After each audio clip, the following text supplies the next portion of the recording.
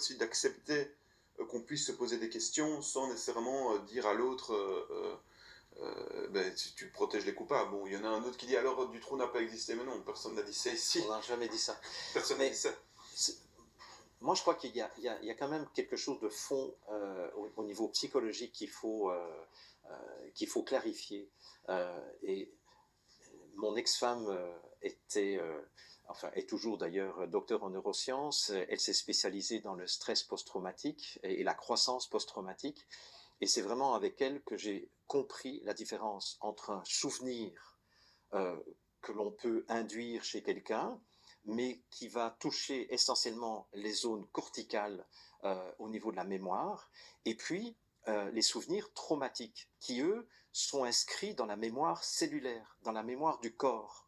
Or, ayant parlé avec toutes les survivantes, puisque j'ai eu le privilège de les rencontrer toutes à Paris et à Neuqueux, je les rencontrais à Montréal, ce dont elles témoignent, et c'est là où moi ça ne me fait pas douter de leur témoignage, c'est que les souvenirs sont venus d'abord à partir de réactions de leur corps. C'est-à-dire, à un moment donné, elles arrivent, on leur donne une information, ou elles arrivent dans un lieu, et leur corps se met à complètement trembler, etc.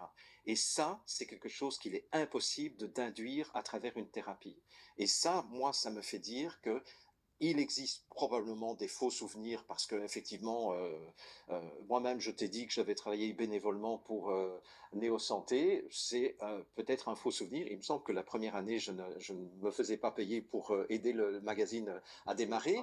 Mais oui, oui, non, mais on peut te dire que c'est un faux souvenir. Oui, mais voilà. Mais je peux accepter qu'on ait tous des faux souvenirs factuels de choses qui ne nous ont pas impliqués émotionnellement. Mais des choses où on a été traumatisé, etc., le corps a gardé la mémoire, il y a le trouble dissociatif d'identité, il y a l'amnésie traumatique qui peut durer pendant 30, 40 ans avant que le psychisme de la personne soit capable de reconnecter ses souvenirs.